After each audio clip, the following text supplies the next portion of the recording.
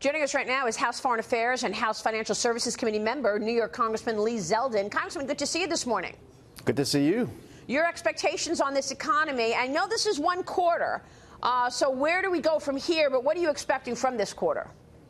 Well, after this quarter, I guess we'll try to put two amazing quarters together in a row. That'll be next. There's obviously many metrics to measure the economy. So as we see employment numbers hitting historic lows and the markets hitting historic highs and people signing up for SNAP, getting millions of people lower, all of this is good.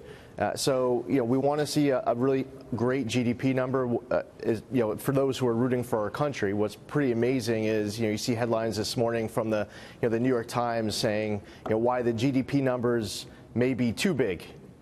So we've reached that point where, maybe the markets are, they're saying are too high, unemployment is too low, consumer confidence is too high. Welcome to, 2018 in life of the Trump resistance. They're tired of winning. Yeah, I guess so. They didn't even give themselves a shot. They just got tired right out of the gate.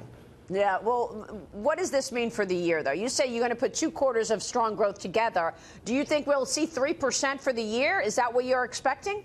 Well, let's see what the numbers look like today. I think we definitely have that possibility. There's still a lot of uncertainties. Yeah. So, the trade battles that are going on with other nations, with other regions of the world, we had a good week as it related to the EU, big week for the president. But I think that is a huge factor. The government's funded until the end of September. You have an election in November.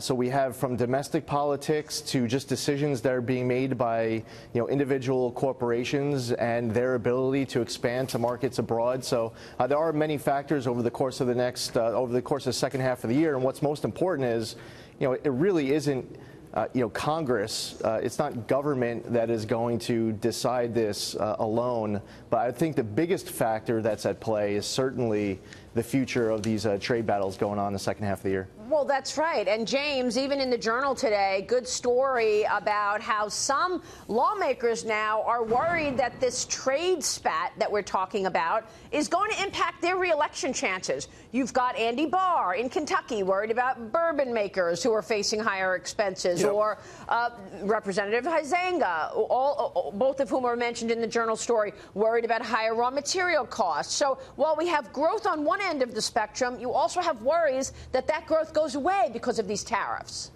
Yeah, and I think we've seen this kind of maybe a battle within the White House, and I'm wondering, Congressman, what impact do you think this has had?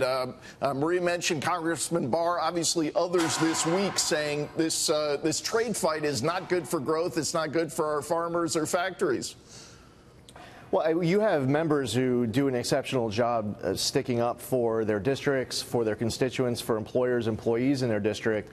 So, where you have a national debate where we're talking about different products, if you actually represent the district where, one particular product, if bourbon is your thing in your district, I'm on the east end of Long Island. We have wineries. For other districts maybe in Kentucky, they might be talking about bourbon. So I think their ability to continue to have great dialogue with the White House. We had Peter Navarro on the Hill this week. We had Larry Kudlow on the Hill. So continuing that dialogue is important.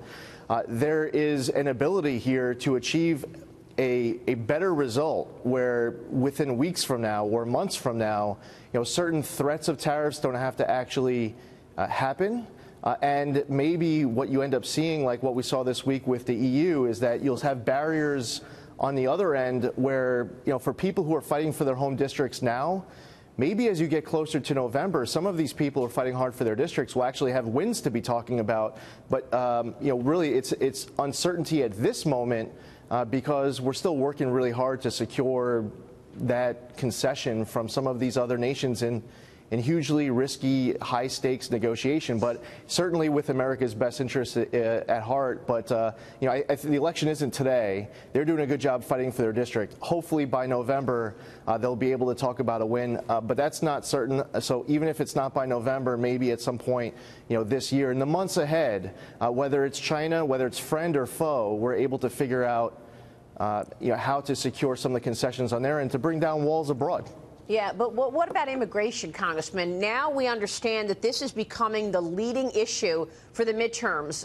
People are worried about it. President Trump doubled down on his support for the Immigration and Customs Enforcement Agency yesterday. This coming as House Minority Leader Nancy Pelosi is defending her party's stance on border protection. And then she refers to the 9/11 terrorist attacks as an incident. Listen to this. Watch. Democrats, how about the new one? They want to get rid of ICE. ICE is tough and ICE is smart.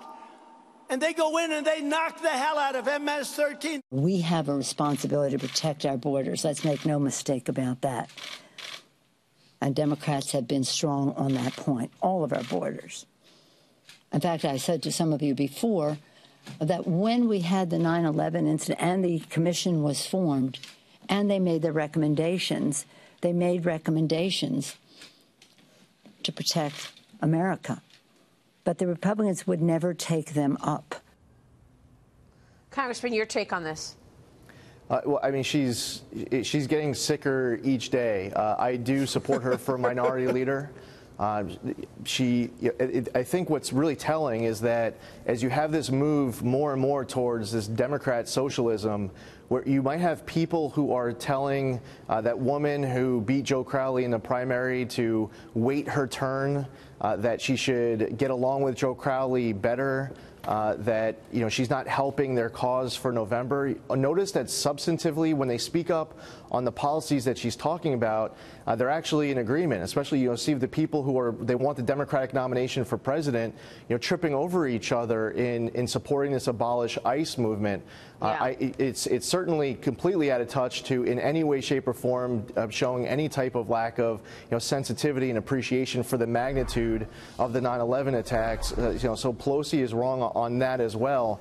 And I think tied into the economy, we've also, one other statistic, we now have more available jobs than we are people who are available to fill them. So there makes a strong argument for the president's push towards more merit-based legal immigration. So there's certainly an overlap there, not just on national security, but the economy as well.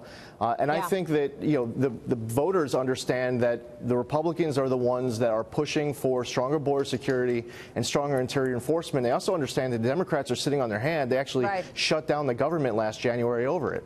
Congressman, let me ask you who you're supporting for the House Speaker. Ohio Congressman, House Freedom Caucus member Jim Jordan announced his plans to run for Speaker of the House yesterday. Kevin McCarthy, we know, is also running. Your thoughts?